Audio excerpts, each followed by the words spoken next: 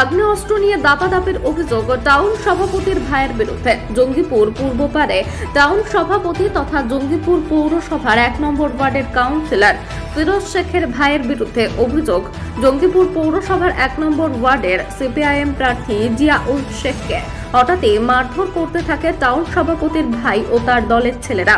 অভিযোগ, 2 রাউন্ড গুলিও ছোড়ায় টাউন সভাপতির ভাই ওয়াসিম শেখ। কোনোভাবে প্রাণে বাঁচে সিপিআইএম কর্মী ও 1 নম্বর ওয়ার্ডের পৌর ভোটে প্রতিদ্বন্দ্বী সিপিআইএম প্রার্থী জিয়াউল শেখ।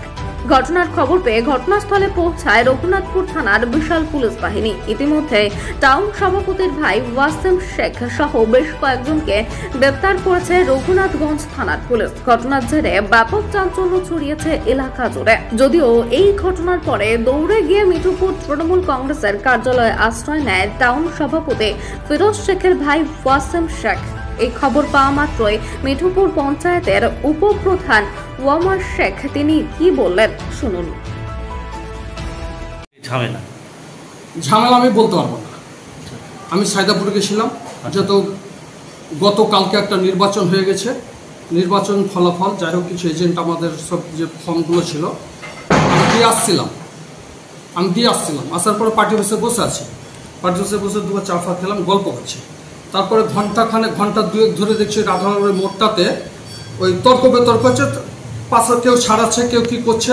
আমি দেখলাম এখান থেকে বসে সব দেখা যাচ্ছে, দেখছি কার সঙ্গে কি হচ্ছে আমি বলতে পারবো না। তারপরে আবার দেখি দলবদ্ধভাবে সারিভাবে আবার এদিকে সব টিম নিয়ে চলে এলো, আর যে সঙ্গে গন্ডগোল তারাও বাইরে ছিল। বাইরে থাকার পরে এদিকে মারপিট হয়েছে, কি হয়েছে জানি না, আমি তো অফিস খোলা আছে। মানে কার সঙ্গে মারপিটটা হয়েছে? কার সঙ্গে বলতো আমি যে 1 নম্বর যে আছে কাউন্সিলর, শুনলাম না তোর ভাইয়ের সঙ্গে।